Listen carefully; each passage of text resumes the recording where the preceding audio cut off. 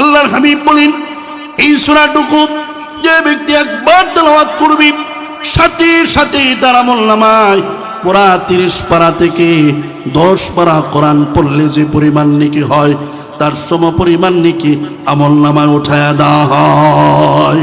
এইভাবে সূরাতুল ইখলাস এক এক করে যে ব্যক্তি 3 বার তেলাওয়াত করে শেষ করবে, 3 বার শেষ করা মাত্রই একবারে সূরাতুল ফাতিহা থেকে নিয়ে সূরা নাস পর্যন্ত পুরা 30 পারা কোরআন পড়লে যে পরিমাণ নেকি হতো, তার সম পরিমাণ নেকি বান্দার আমলনামায় উঠায়া দেয়।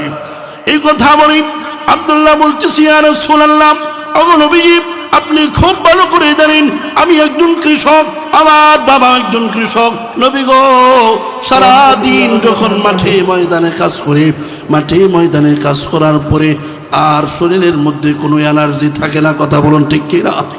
যারা কৃষি কাজ করে সারাদিন কাজ করার পরে আর কোনো শরীরের মধ্যে শক্তি থাকে না, আব্দুল্লাহ ডাক দিয়ে বলে, ইয়া রাসূলুল্লাহ, সারাদিন কাজ করার পরে শরীরের মধ্যে আর কোনো শক্তি থাকে না, যেদিন থেকে আপনার জবানে এই কথা শুনেছি সূরাতুল ইখলাস একবার পড়লে 10 পারা কোরআনের নেকি উঠায় দেওয়া হয়, ও নবী, ওই দিন থেকেই এই সূরাতুল ইখলাস প্রত্যেক 5 ওয়াক্ত নামাজের পরে একবার নয়, 2 বার নয়, 10 থেকে 12 বার তেলাওয়াত করে থাকি। সুবহানাল্লাহ। আল্লাহর নবীর সাহাবী বলেন, ইয়া রাসূলুল্লাহ, তাতে কি আল্লাহ রাব্বুল আলামিন গোটা 30 পারা কোরআন শেষ করলে যে পরিমাণ নেকি হয়, ওই পরিমাণ নেকি কি আল্লাহ তাআলা আমাকে দিবেন না? আল্লাহর নবী বলেন, হ্যাঁ হ্যাঁ, প্রত্যেক 3 বার শেষ হওয়া মাত্রই আল্লাহ রাব্বুল আলামিন তোমার আমলনামায় এক কোরআন খতমের নেকি উঠায়া দেন। আল্লাহু আকবার। আল্লাহর রাসূল সাল্লাল্লাহু আলাইহি ওয়াসাল্লাম বসে আছেন, কথা বলতেছেন, ওনার সামনে সাহাবায়ে কেরাম বসে আছেন। ঠিক ওই মুহূর্তে একজন যুবতী মেয়ে আসছে। যুবতী মেয়ে এসে বলতেছে, ইয়া রাসূলুল্লাহ, পড়ুন সাল্লাল্লাহু আলাইহি ওয়াসাল্লাম, আমার নাম অমুক, আমার বাবার নাম অমুক। এইভাবে বলার পরে আল্লাহ রাসূল চিনে ফেলছেন যে মেয়েটা মদিনার সবচেয়ে বড় সুন্দরী মেয়ে এবং ধনাঢ্য মানুষের মেয়ে। তো মেয়েটা বলতেছে, ওগো রাসূল, আজ পর্যন্ত অনেক বিবাহের প্রস্তাব আসছে, কিন্তু এখনো বিয়ে হচ্ছে না। তখন আল্লাহ রাসূল বললেন, কারণটা কি? এই কথা বলার পরেই যুবতী মেয়েটা ডাক দিয়ে বলে, ইয়া রাসূলুল্লাহ, ওগো নবীজি, আমি যে জিনিসগুলো চাই, একজন পাত্রের মধ্যে যে জিনিসগুলো চাই, এই জিনিসগুলো এমন পাত্র এখনো পর্যন্ত আমার কাছে আসে নাই, এই জন্য আমার এখনো বিয়ে হচ্ছে না। আল্লাহর রাসূল বললেন, তুমি কি চাও, কেমন পাত্র চাও? এই কথা বলার পরে মেয়েটা ডাক দিয়ে বলে, ওগো রাসূল, আমি একজন পাত্রের মধ্যে এক এক করে 3টা গুণ চাই। কয়টা গুণ? এই 3টা গুণ যার ভিতরে আছি, ওই যুবককে আমি আমার স্বামী হিসেবে গ্রহণ করতে চাই। সুবহানাল্লাহ। রাসূল বললেন, কেমন 3টা গুণ বলো? এ কথা বলার পরই মেয়েটা ডাক দিয়ে বলে, ইয়া রাসূলুল্লাহ, 3টা গুণের মধ্যে 1 নাম্বার গুণ হলো এমন একজন যুবক চাই, যে যুবকটা মুসলমান হওয়ার পর থেকে নিয়ে অথবা বালিগ হওয়ার পর থেকে নিয়ে এই পর্যন্ত প্রত্যেক দিন নফল রোজা রাখে। জোরে চিল্লায় বলুন আল্লাহু আকবার। একটা মানুষ বালিগ হওয়ার পর থেকে নিয়ে প্রত্যেক দিন রোজা রাখে, এমন গুণওয়ালা মানুষ পুরা থানায় খুঁজলে পাওয়া যাবে? খুঁজে জেলায় খুঁজলে পাওয়া যাবে? পুরা দেশে খুঁজলে পাওয়া যাবে? আপনাদের বেলায় তো বহু দূরের কথা, আমরা আলেমদের ব্যাপারে খুঁজলে পাওয়া যাবে? কোনটা সহজ না কঠিন? মেয়েটা ডাকতে বলি, ইয়া রাসূলুল্লাহ, বৎসরে 5 দিন রোজা রাখা হারাম, 2 ঈদের 2 দিন, কোরবানি ঈদের পরে 3 দিন, এই মোট 5 দিন রোজা রাখা হারাম। এই 5 দিন ব্যতীত বালিগ হওয়ার পর থেকে নিয়ে এই পর্যন্ত প্রত্যেক দিন যে ব্যক্তিটা নফল রোজা রাখে, এমন গুণ যার ভিতরে আছে, ওই যুবককে আমি আমার স্বামী হিসাবে কবুল করতে চাই। 2 নাম্বার গুণ কি? মেয়েটা রাখতে বলি, ইয়া রাসূলুল্লাহ, 2 নাম্বার গুণ হচ্ছে, যে যুবক প্রত্যেক দিন ইশারের নামাজ পড়ে একবারে ফজরের নামাজের আগ পর্যন্ত সারা রাত্রি 1 সেকেন্ড ঘুমানোর কোনো সুযোগ নাই, যদি ঘুমাইতে হয় দিনের বেলা ঘুমাবে, রাতে ঘুমানোর কোনো সুযোগ নাই, ইশারের নামাজের পর থেকে নিয়ে একবারে ফজরের নামাজের আগ পর্যন্ত হয়তো জিকির করবে, না হয় কোরআন তেলাওয়াত করবে, না হয় নফল নামাজ পড়তে সারা রাত কাটায় দিবে, এমন গুণ যার ভিতরে আছে, ওই যুবককে আমি আমার স্বামী হিসাবে গ্রহণ করতে চাই। আল্লাহু আকবার। 3 নাম্বার গুণ কি?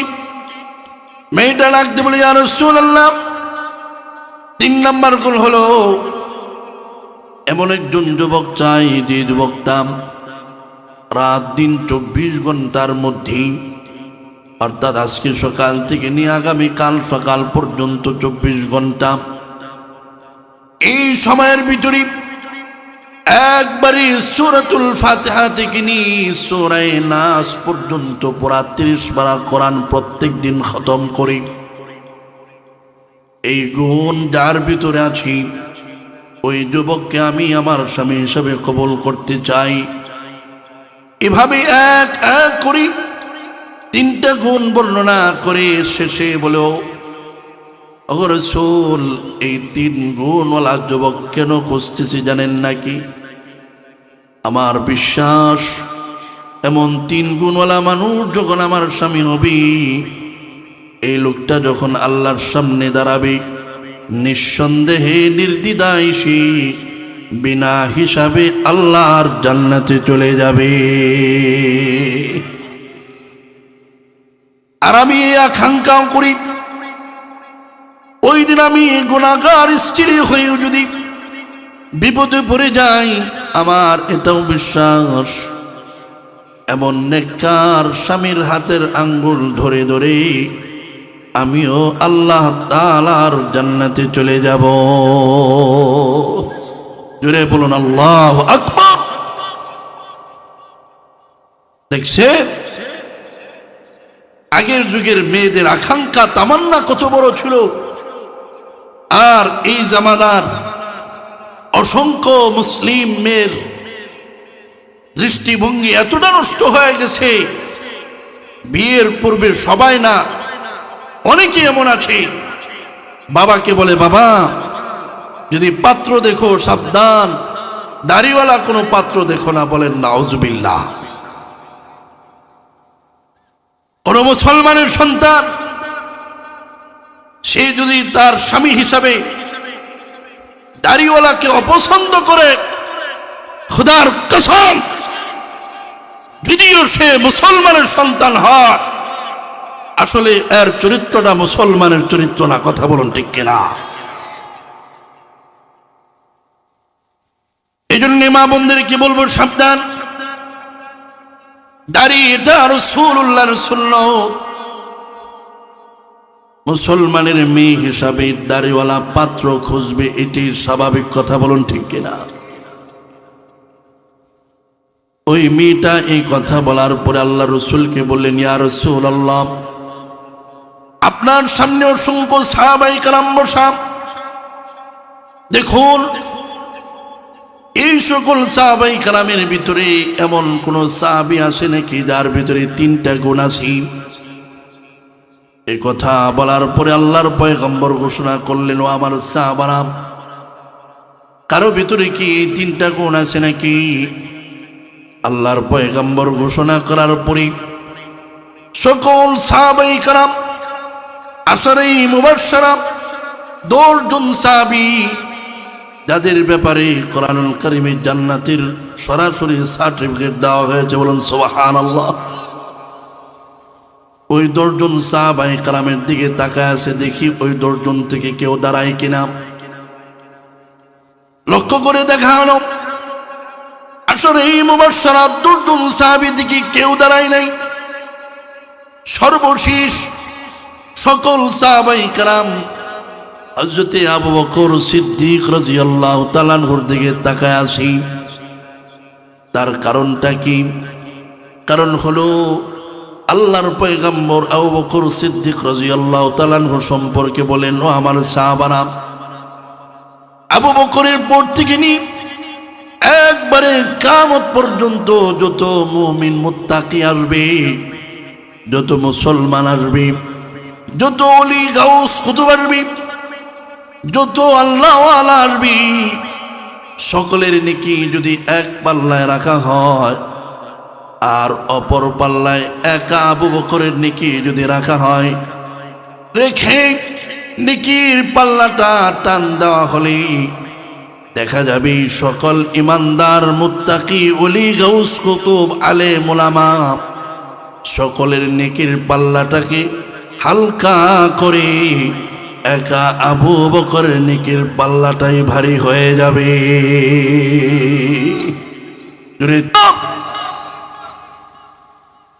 এই জন্য সকল সাহাবায়ে কেরাম আজ যদি আবু বকরের দিকে তাকায় আছি, দেখি আবু বকর দাঁড়াই কিনা। হযরত আবু বকর রাদিয়াল্লাহু তাআলা আনহু হিসাব মিলাইতেছেন এই তিনটা গুণার ভিতরে আছে কিনা। 1 নম্বর গুণ হলো বালিগ হওয়ার পর থেকে অথবা মুসলমান হওয়ার পর থেকে নিয়ে প্রত্যেক দিন নফল রোজা রাখা। উনি হিসাব মিলায় দেখেন, আমি রোজা রাখি কিন্তু প্রত্যেক দিন হয় না, সপ্তাহে বিশেষ দিনগুলোতে হয়, মাসে বিশেষ দিনগুলোতে হয়, প্রত্যেক দিন হয় না। সুতরাং 1 নম্বর গুণ ওনার ভিতরে নাই। 2 নম্বর গুণ হলো এশারের নামাজের পর থেকে নিয়ে একবারে ফজরের নামাজের আগ পর্যন্ত ইবাদত করতে হবে, ঘুমানোর কোনো সুযোগ নেই। হযরত আবু বকর হিসাব নিকাশ করে দেখেন, উনি প্রত্যেক দিন ইশারের নামাজের পর থেকে নিয়ে ফজর পর্যন্ত ইবাদত করেন না, বরং রাতের কিছু অংশ ঘুমান। আর যখন রাত্র গভীর হয়ে আসে, শেষ হয়ে আসি, অর্থাৎ তাহাজ্জুদের সময়ের মূল সময়টা গুনে আসি, তখন উনি ঘুম থেকে উঠি ওযু করে নামাজের মুসল্লায় দাঁড়িয়ে যায়। আল্লাহু আকবার। 1 নম্বর গুণ নাই, 2 নম্বর গুণ নাই, 3 নম্বর গুণ হিসাব করতেছেন 24 ঘন্টার ভিতরে কোরআনুল কারীম পড়ে শেষ করেন কিনা। হযরত আবু বকর রাদিয়াল্লাহু তাআলা আনহু হিসাব মিলায় দেখেন, উনি কোরআন পড়েন ঠিক আছে, কিন্তু প্রত্যেক দিন 24 ঘন্টার ভিতরে শেষ হয় না। সুতরাং 1 নম্বর গুণ নাই, 2 নম্বর নাই, 3 নম্বর নাই, দাঁড়ানোর মতো কোনো সুযোগ নাই। আল্লাহর পয়গম্বর একবার ঘোষণা করার পরে দ্বিতীয়বার আবার ঘোষণা করেন, ও আমার সাহাবারা, তোমাদের ভিতর থেকে কি কেউ আসো নাকি যে এই 3টা গুণ তোমাদের মধ্যে আছে? এক এক করে যখন 3 বার ঘোষণা করেন, তৃতীয়বার ঘোষণা করার পরে সাহাবায়ে কেরামের ভিতর থেকে একবারে সর্বশেষ মাথার থেকে একজন লোক দাঁড়ায়, বলে আল্লাহু আকবার। একটু জোরে বলতে হবে আল্লাহু আকবার। দাঁড়ানোর পরে তাকে দেখা যায় একবারে খাটো একজন মানুষ, আবার দেখা যায় তাকে দেখতে কালো দেখা যায়, চেহারাটা তেমন সুন্দর না, উঁচা লম্বার দিক থেকে একবারে খাটো, চেহারার দিক থেকে একবারে কালো বিশ্রী। এমন একজন লোক দাঁড়ায়, দাঁড়িয়ে বলতেছি, ইয়া রাসূলুল্লাহ, পড়েন সাল্লাল্লাহু আলাইহি সাল্লাম। ওগো রাসূল, আল্লাহর রাসূল বললেন, মা তোমার সাথে তো কোনোভাবে মিল পড়ে না, ছেলে কালো, মেয়ের চেয়ে আবার খাটো। মিল পড়ে? মিল পড়ে না, অমিল হয়ে গেছে। তো এই কথা বলার পরে মেয়েটা ডাক দিয়ে বলতেছে, ইয়া রাসূলুল্লাহ, আপনি তো বলেছেন আল্লাহ রাব্বুল আলামিন যখন কোনো বান্দাকে জান্নাতে দিবেন, জান্নাতি দেওয়ার পূর্বে 5টা পুরস্কারে পুরস্কৃত করবেন। কয়টা? 5টা। ওই 5টা পুরস্কারের মধ্যে একটা পুরস্কার হলো প্রত্যেকটা জান্নাতি বান্দাদেরকে আল্লাহ তাআলা ইউসুফ পয়গম্বর যেমন সুন্দর ছিল ওই রকম চেহারা দান করে এরপরে তাদেরকে জান্নাত দেওয়া হবে। এখন প্রশ্ন হলো, ইউসুফ পয়গম্বর কেমন সুন্দর ছিল? ইউসুফ পয়গম্বর কেমন সুন্দর ছিল? আল্লাহর রাসূল সাল্লাল্লাহু আলাইহি ওয়াসাল্লাম মেরাজের রাত্রিতে জান্নাত জাহান্নাম 7 আকাশ একের পর এক যখন ভ্রমণ করলেন, ভ্রমণ করা অবস্থায় হযরত ইউসুফ পয়গম্বরের সাথেও সাক্ষাৎ হয়েছে। ইউসুফ পয়গম্বরের সাথে সাক্ষাৎ হয়েছে। রাসূল মেরাজ থেকে আসার পরে সাহাবায়ে কেরামের সামনে বর্ণনা করেন। বর্ণনা করতে গিয়ে বলতেছেন, ও আমার সাহাবারা, ইউসুফ পয়গম্বর এতটা সুন্দর, আমার জীবনে অনেক সুন্দর মানুষ দেখেছি, কিন্তু ইউসুফ পয়গম্বরের মতো সুন্দর মানুষ কখনো দেখি নাই। আল্লাহু আকবার! এত সুন্দর ইউসুফ পয়গম্বর। আমরা এই ঘটনাটাও জানি, হযরত ইউসুফ আলাইহিস সালামের জন্য জুলাইখা পাগল ছিল। কথা বলুন ঠিক কিনা? জুলাইখা একজন বাদশার স্ত্রী ছিল। বাদশার স্ত্রী হওয়া সত্ত্বেও ইউসুফ পয়গম্বরের জন্য পাগল। জুলাইখার বান্ধবীরা জিজ্ঞাসা করে, এই তোমার কি হলো? তুমি ইউসুফের জন্য পাগল হলে তার কারণটা কি? এই প্রশ্ন করার পরে জুলাইখা বলে, ইউসুফের জন্য আমি কেন পাগল হয়েছি জানো নাকি? দেখবে নাকি? মুফাসসিরিন ইকরাম বলেন, বান্ধবীদেরকে দেখানোর জন্য এভাবে সারিবদ্ধ করে বসায়। সারিবদ্ধ করে বসানোর পরে প্রত্যেকটা বান্ধবীর হাতে একটা করে ফল আর একটা করে চাকু দিয়ে বলতেছে, শোনো, আমি যখন বলবো চাকু দিয়ে ফল কাটতে তখন কাটবি। এই কথা বলার পরে ইউসুফ পয়গম্বরকে তাদের সামনে নিয়ে আসা হয় আর বলা হলো, ও ইউসুফ, তুমি শুধুমাত্র তাদের সামনে দিয়ে একবার যাবে। ইউসুফ পয়গম্বর সামনে দিয়ে যাইতে আরম্ভ করে এবার বলে, তোমরা প্রত্যেকেই হাতের চাকু দিয়ে ফলটা কাটো। মুফাসসিরিন ইকরাম বলেন, যখন তারা ফল কাটতে আরম্ভ করে, ইউসুফ পয়গম্বর এত সুন্দর, এত সুন্দর, তার চেহারা দেখে মুগ্ধ হয়ে কেউ ফল কাটতে গিয়ে একটা আঙ্গুল কেটে ফেলেছে। আল্লাহু আকবার! কেউ 2টা কেটে ফেলেছে, কেউ আরো বেশি কেটে ফেলেছে। এমন অবস্থা হয়েছে, এত সুন্দর হযরত ইউসুফ আলাইহিস সালাম। এখন আমাদের প্রত্যেকের একটা প্রশ্ন জাগতে পারে, হুজুর, ইউসুফ আলাইহিস সালাম এত সুন্দর ছিলেন, তাহলে আমাদের নবী কি তার চেয়ে কালো ছিল নাকি সুন্দর ছিল? জাগে কি জাগে না? প্রশ্নটা জাগে। মুহাম্মদ সাল্লাল্লাহু আলাইহি সাল্লাম কেমন সুন্দর ছিল? আল্লাহর রাসূলের ব্যাপারে আম্মা জান আয়েশা সিদ্দিকা রাদিয়াল্লাহু তাআলা আনহা বলেন, ওই জায়গায় যেখানে ইউসুফ দাঁড়িয়ে ছিল আর জুলাইখার বান্ধবীরা ফল হাতের অপেক্ষা করছিল, সেখানে যদি ইউসুফ না দাঁড়িয়ে আমার স্বামী সর্বশ্রেষ্ঠ নবী এবং সর্বশেষ নবী মুহাম্মদ সাল্লাল্লাহু আলাইহি সাল্লাম যদি ওখানে থাকতেন, তার সৌন্দর্যের মুগ্ধ হয়ে প্রত্যেকটা মহিলা হাত কাটত না, তাদের কলিজাগুলো কেটে টুকরা টুকরা করে ফেলত। আল্লাহু আকবার! আল্লাহর পয়গম্বরের চেহারা তো সুন্দর। তো ইউসুফ পয়গম্বর এমন সুন্দর, মেয়েটা ডাক দিয়ে বলে, ইয়া রাসূলুল্লাহ, আপনি তো বলেছেন প্রত্যেকটা জান্নাতি বান্দাদেরকে জান্নাতে দেওয়ার পূর্বে তার চেহারাটা ইউসুফ পয়গম্বরের সৌন্দর্য এমন সৌন্দর্যতা দান করে তারপরে তাকে জান্নাত দেওয়া হবে। সুবহানাল্লাহ। নবীজি দুনিয়ার জগতে হয়তো কয়েকদিন কালো স্বামী নিয়ে বসবাস করব, কিন্তু যখন জান্নাতে ঢুকবি, একবার যে জান্নাতে ঢুকে দ্বিতীয়বার আর কখনো জান্নাত থেকে বের হবে না। আল্লাহু আকবার। নবীজি আজীবন সারা জীবন আমি সুন্দর স্বামী নিয়ে জান্নাতে বসবাস করব, কোনো অসুবিধা নাই, বিবাহের ব্যবস্থা করে দিন। এই কথা বলার পরে আল্লাহর পয়গম্বর দুজনের মধ্যে বিবাহের ব্যবস্থা করে দেয়। বিয়ে করার পরে স্বামী স্ত্রীর প্রথম রাতটার নাম কি? বাসর রাত।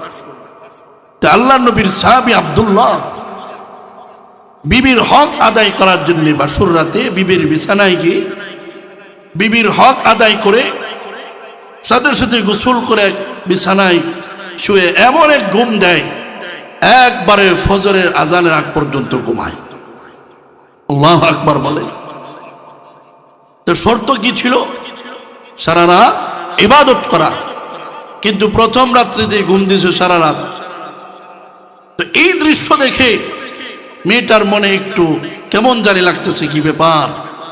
এরপরে আবার নিজেকে বুঝ দিছে হয়তো প্রথম রাত একটু এলোমেলো হয়ে গেছে, আচ্ছা দেখি সামনে কি হয়। তা আব্দুল্লাহ তো একজন কৃষকের সন্তান। সকালবেলায় ফজরের নামাজ পড়ে কৃষি কাজ করে 10টা 11টা যখন বাজে, বাড়িতে এসে বলতেছে, বিবি বাড়িতে তো আটা ছিল, রুটি বানাও নাই? বলে হ্যাঁ রুটি বানাইছি। তাহলে আনো। তখন বিবি বলতেছে, স্বামী আপনি না রোজা রাখছেন? শর্ত কি? রোজা রাখা। তো স্বামী বলতেছে, রোজা রাখছি কিনা এটা পরে বলবো, অনেকক্ষণ কষ্ট করেছি, পেটে বড় ক্ষুধা আসছে, আগে রুটি আনো পরে কথা বলবো।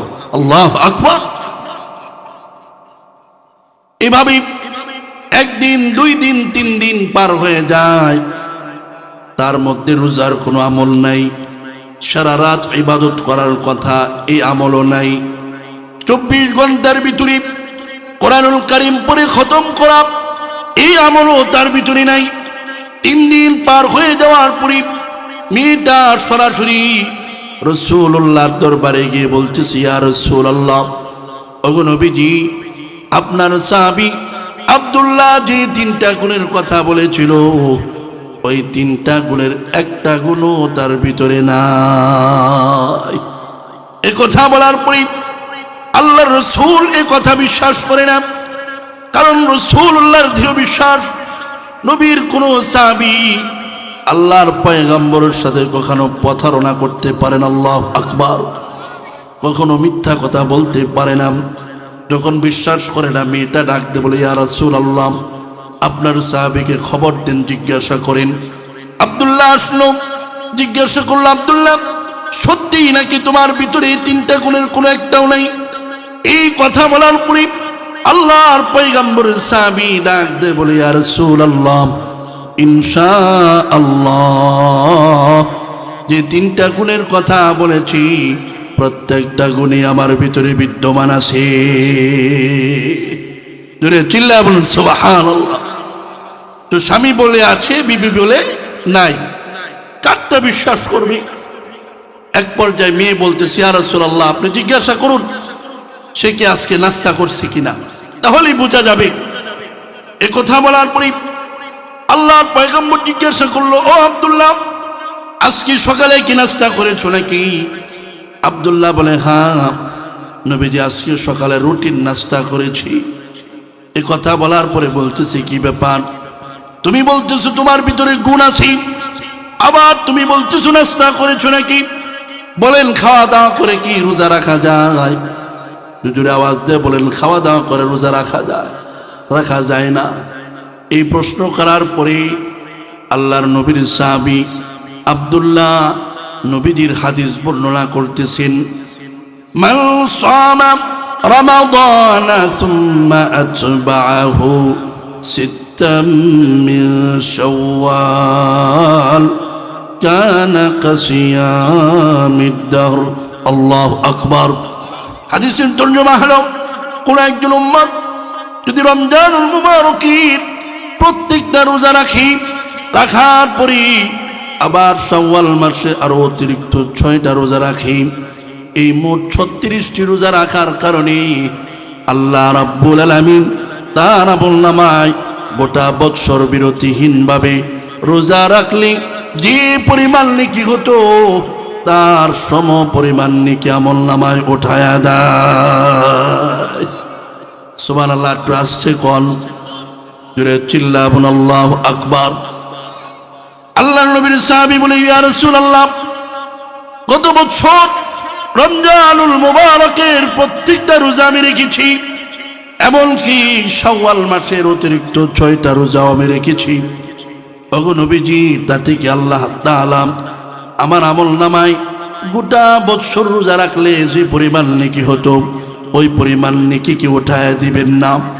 আল্লাহর রাসূল বলেন, হ্যাঁ, অবশ্যই অবশ্যই, গোটা বছর রোজা রাখলে যে পরিমাণ নেকি হতো এই পরিমাণ নেকি তোমার আমলনামা আল্লাহ তাআলা দিবেন। এই কথা বলার পরে আব্দুল্লাহ বলে, ওগো নবীজি, গোটা বছর রোজা না রাখার পরেও যদি আমলনামায় নেকি পাওয়া যায়, আমি খাওয়া দাওয়া করলাম, তাতে কি সমস্যা হলো? আল্লাহু আকবার। আল্লাহর নবী বলেন, এটা একটা গেল, তুমি নাকি সারা রাত ঘুমাও, ইবাদত করো না।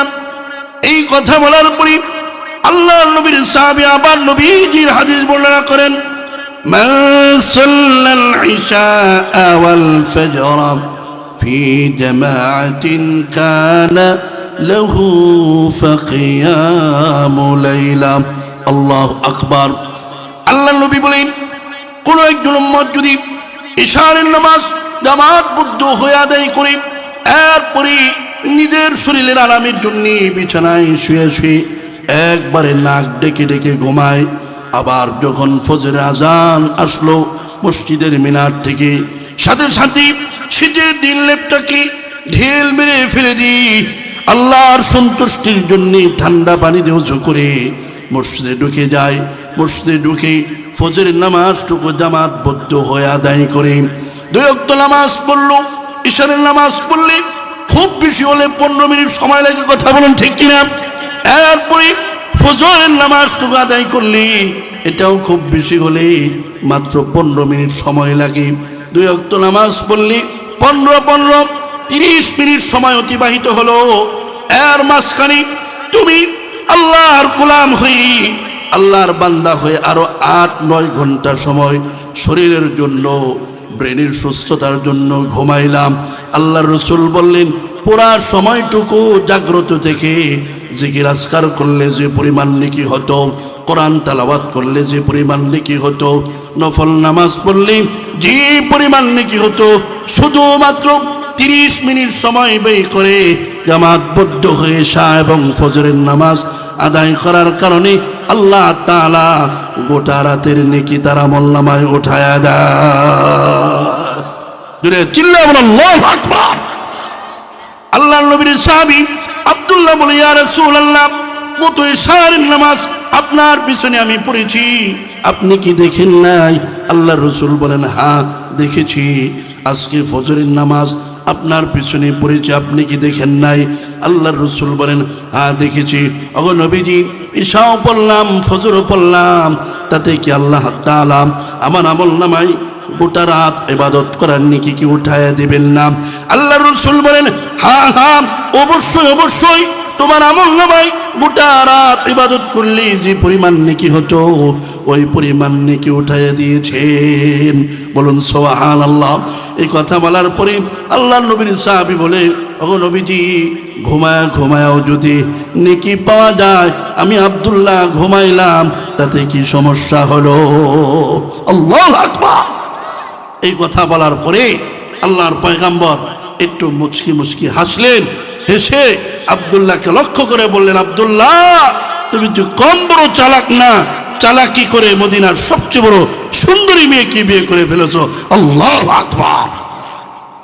আল্লাহর পয়গম্বর বলেন, তুমি নাকি 24 ঘন্টার ভিতরে কোরআনুল কারীম পড়ে শেষ করবি দূরের কথা, কখনো নাকি কোরআন হাতেও নেও নাই।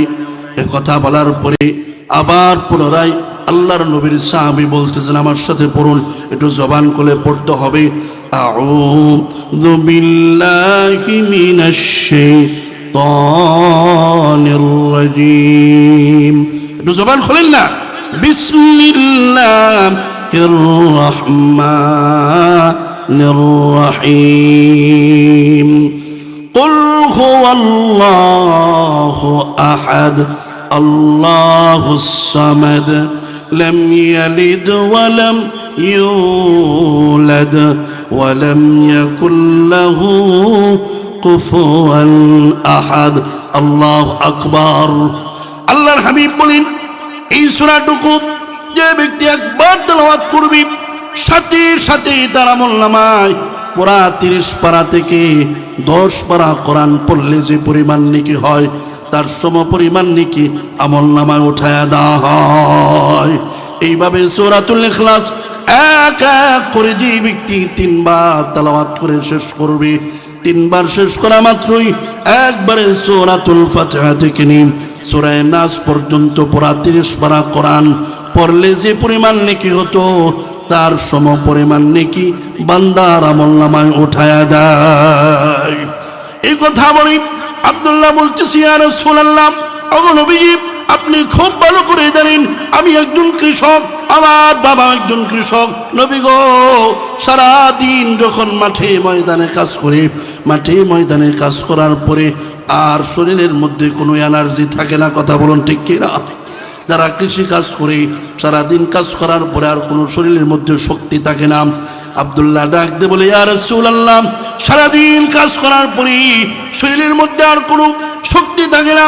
যেদিন থেকে আপনার জবানে এই কথা শুনেছি, সূরাতুল ইখলাস একবার পড়লে 10 পারা কোরআনের নেকি উঠায় দেওয়া হয়, ও নবী, ওই দিন থেকেই এই সূরাতুল ইখলাস প্রত্যেক 5 ওয়াক্ত নামাজের পরে একবার নয়, 2 বার নয়, 10 থেকে 12 বার তেলাওয়াত করে থাকি। সুবহানাল্লাহ। আল্লাহর নবীর সাহাবী বলেন, ইয়া রাসূলুল্লাহ, তাতে কি আল্লাহ রাব্বুল আলামিন গোটা 30 পারা কোরআন শেষ করলে যে পরিমাণ নেকি হয়, ওই পরিমাণ নেকি কি আল্লাহ তাআলা আমাকে দিবেন না? আল্লাহর নবী বলেন, হ্যাঁ হ্যাঁ, প্রত্যেক 3 বার শেষ হওয়া মাত্রই আল্লাহ রাব্বুল আলামিন তোমার আমলনামায় 1 কোরআন খতমের নেকি উঠায়া দেন। আল্লাহু আকবার।